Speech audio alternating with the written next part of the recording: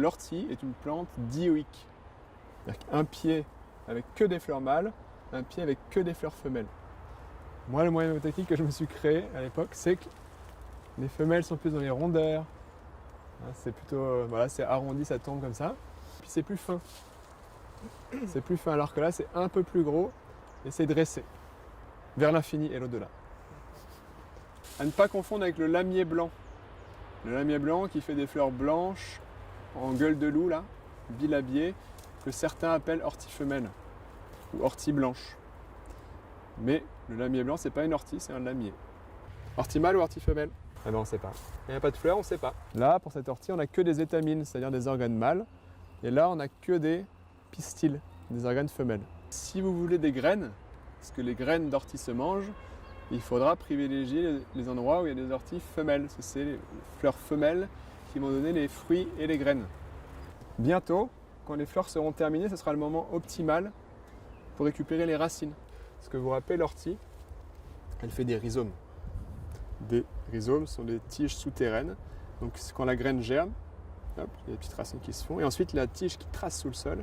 Et de cette tige souterraine partent des tiges dressées.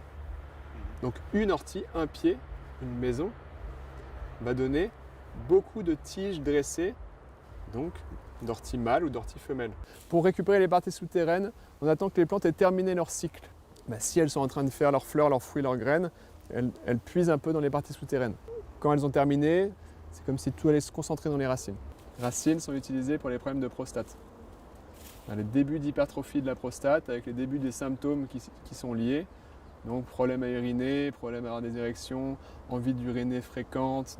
Ce qui peut entraîner sur le long terme des problèmes plus graves comme des infections, etc. La prévention, ça va être des décoctions de parties souterraines d'ortie. Pourquoi décoction? Parce que c'est coriace. Quand c'est coriace, on fait bouillir à couvert, on laisse refroidir, on boit des petites tasses comme ça régulièrement. Vous pouvez aussi faire des macérations alcooliques, c'est-à-dire des teintures ou des alcoolatures, c'est-à-dire macérer les parties souterraines dans de l'alcool, le minimum 55 degrés si la racine est fraîche. Vous coupez des petits morceaux, vous mettez ça dans un bocal, vous avez pesé, vous avez 100 grammes, disons pour simplifier, vous mettez 200 grammes de rhum à 55 degrés. Vous remuez tous les 2 jours pendant 3 semaines, vous filtrez, vous avez une alcoolature de parties souterraines d'ortie. Et vous pouvez le faire aussi avec les parties souterraines séchées. Quand c'est sec, on appelle ça une teinture officinale.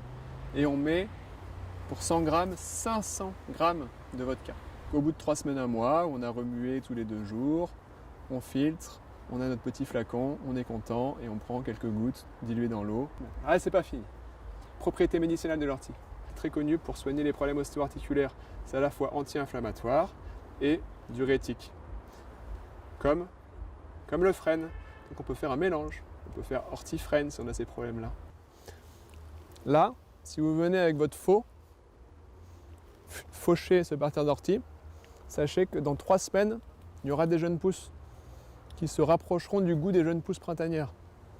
C'est un peu moins bon, les repousses après fauche, mais c'est quand même meilleur à mon goût que là. L'avantage des plantes vivaces comme l'ortie, c'est que tu peux faucher, ça repousse. Plusieurs fois même. Mais pour les propriétés médicinales de l'ortie, on utilise les jeunes feuilles printanières. Et c'est là que les propriétés médicinales sont optimales. L'ortie, c'est une plante très fibreuse, qui a des fibres très dures, qui permettent de faire de la ficelle par exemple, voire même des vêtements.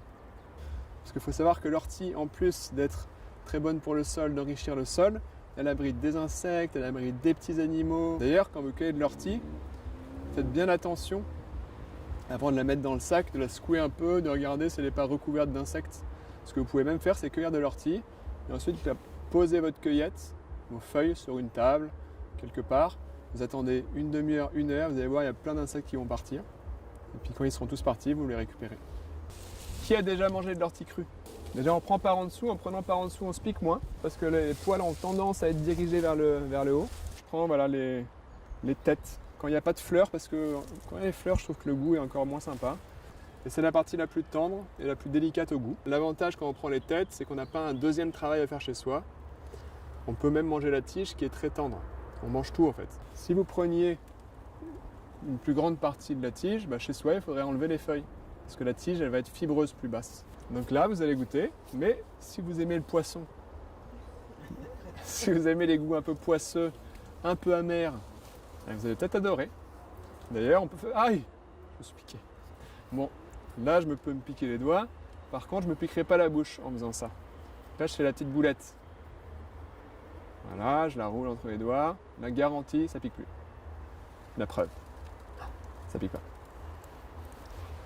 Alors, petite amertume. Légèrement poisseux, mais ça va. Plus c'est vieux en général et plus c'est poisseux.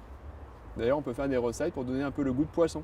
Des brandades d'ortie à la place de la morue. Ça va jusqu'à 40% de protéines du pois sec. Tu cueilles de l'ortie, tu la fais sécher, disons que tu as 100 grammes. Ces 100 grammes, tu as 40 grammes, jusqu'à 40 grammes au printemps de protéines. Protéines équilibrées, de qualité équivalente aux produits animaux. En termes de nutriments, il y a tout. Tous les minéraux, ou presque, tous les oligo-éléments, ou presque, provitamine A, vitamine B, vitamine E, vitamine C, protéines, on a dit, un peu de lipides dans les graines surtout, et de l'amidon dans les racines, très riche en fer, donc anti-anémiante. Et le fait qu'il y ait beaucoup de vitamine C, ça aide à assimiler le fer. Et la vitamine C, c'est aussi intéressant pour que l'organisme fonctionne mieux, que le système immunitaire fonctionne mieux. Donc retenez qu'au printemps, entre vraiment les toutes jeunes pousses de printemps et les pousses avancées de fin de printemps, début d'été, le goût n'a rien à voir et que l'ortie toute jeune est bien meilleure. Elle rappelle, c'est aromatique, petit coup de haricots verts, c'est juste super bon quand c'est jeune. Je vous invite à goûter.